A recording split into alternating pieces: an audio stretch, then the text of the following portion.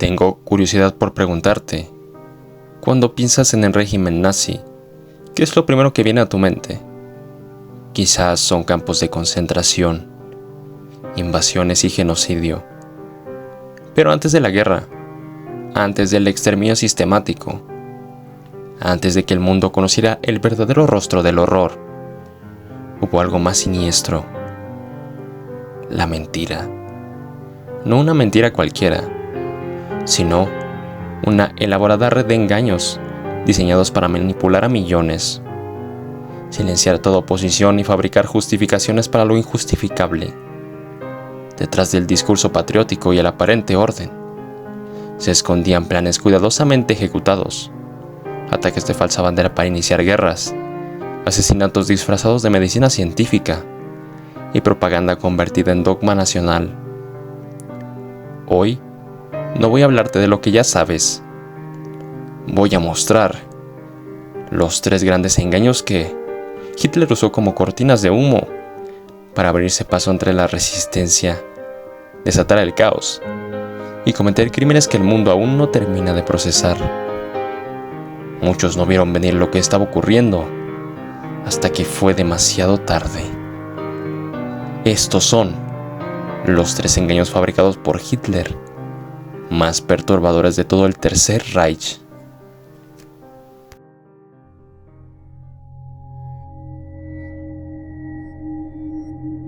Sie seien befähigt zu widersetzen! Oh, weit ist das also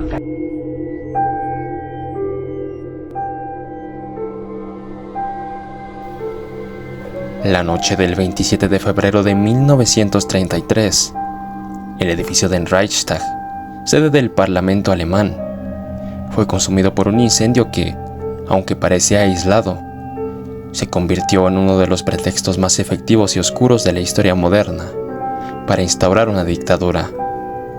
Oficialmente, las autoridades señalaron como culpable a Marinus van der Lubbe, un joven obrero holandés hallado en el lugar de los hechos.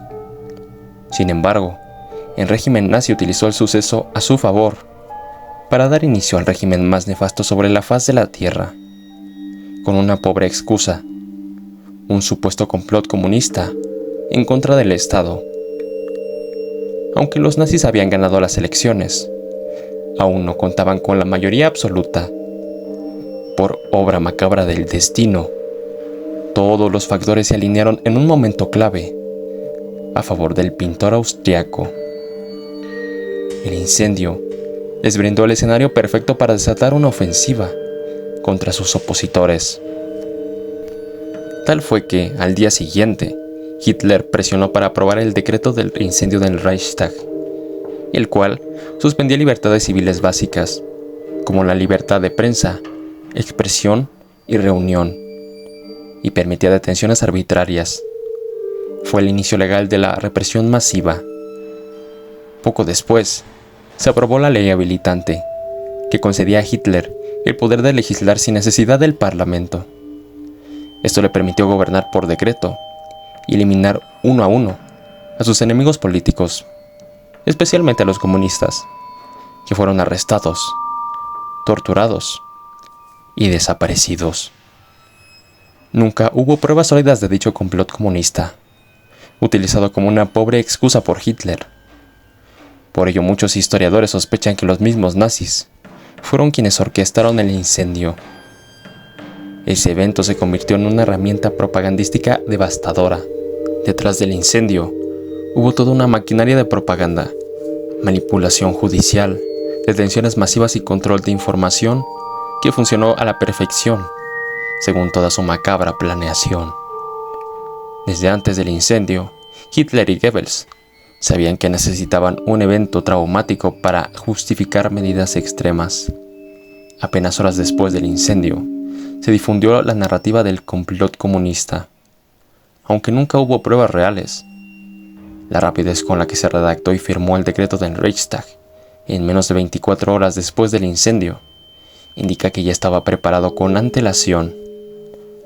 Marinus van der Lubbe, un joven con discapacidades mentales leves y simpatías comunistas, fue arrestado en el lugar y convertido en chivo expiatorio. Su juicio fue público pero amañado.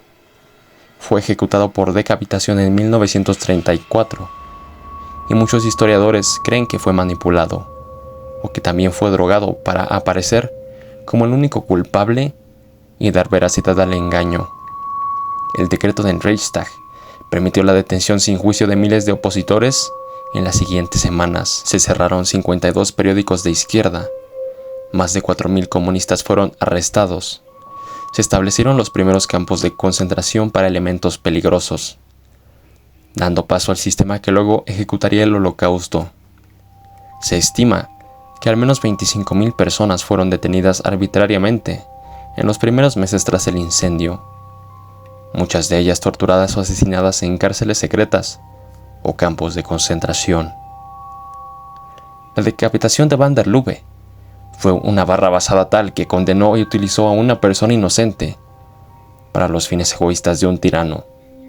Fue el pretexto perfecto para suspender derechos civiles, eliminar la oposición política y legalizar la dictadura más nefasta de la historia.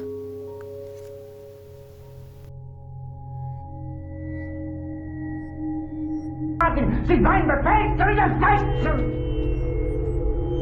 So weit ist das also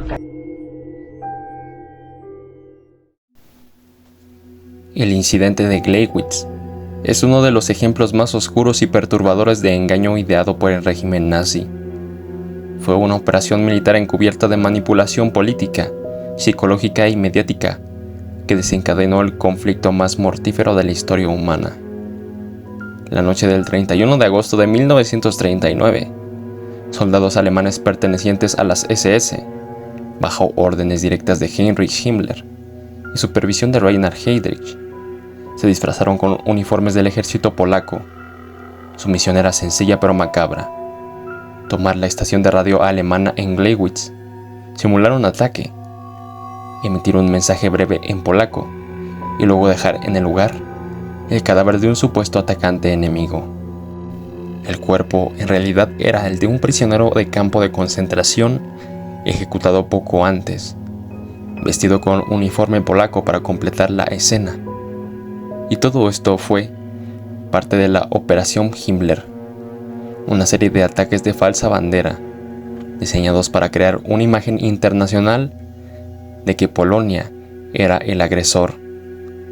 La propaganda alemana no tardó en difundir la noticia: Polonia ha atacado primero. Pero la realidad era un guión escrito en las SS, ejecutado con precisión para engañar tanto al pueblo alemán como a la comunidad internacional. Esta actuación fraudulenta implicaba engañar a toda una nación. Hitler necesitaba que el pueblo alemán creía que su país era la víctima. La idea de una guerra defensiva era crucial para mantener el apoyo interno. Cualquier disidencia política dentro de Alemania fue neutralizada al ser etiquetada como antipatriótica o traidora en tiempos de crisis. Esto también fue para evitar críticas internacionales inmediatas, al presentar la invasión como una respuesta a la agresión polaca. Alemania buscaba retrasar o suavizar la reacción del Reino Unido y de Francia. Así, eliminaban moralmente al enemigo, pintando a los polacos como asesinos y provocadores. Permitía justificar el uso brutal de la fuerza, incluyendo bombardeos civiles y crímenes de guerra desde los primeros días. Sin esta excusa cuidadosamente fabricada, el pintor austriaco habría tenido mucha más dificultad para convencer al pueblo alemán de apoyar una invasión. Es posible que el Reino Unido y Francia hubieran reaccionado de forma más inmediata y decisiva, pero sobre todo, es probable que los alemanes no hubieran aceptado tan fácilmente entrar en una guerra total, que acabaría con la vida de más de 70 millones de personas en todo el mundo. La Segunda Guerra Mundial no comenzó con una batalla espontánea, ni con una declaración honesta, sino con un cadáver disfrazado y una mentira transmitida por radio.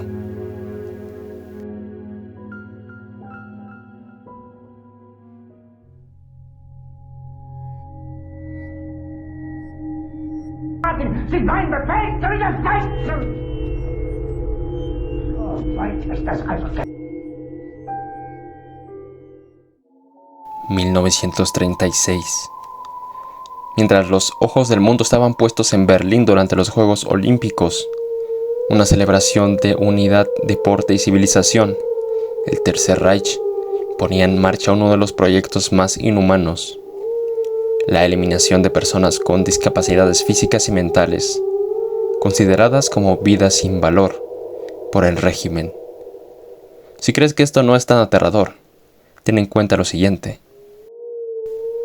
Los médicos, que eran en realidad funcionarios del programa Acción 4, iban a las casas cuando eran llamados o cuando el paciente había sido reportado por médicos locales.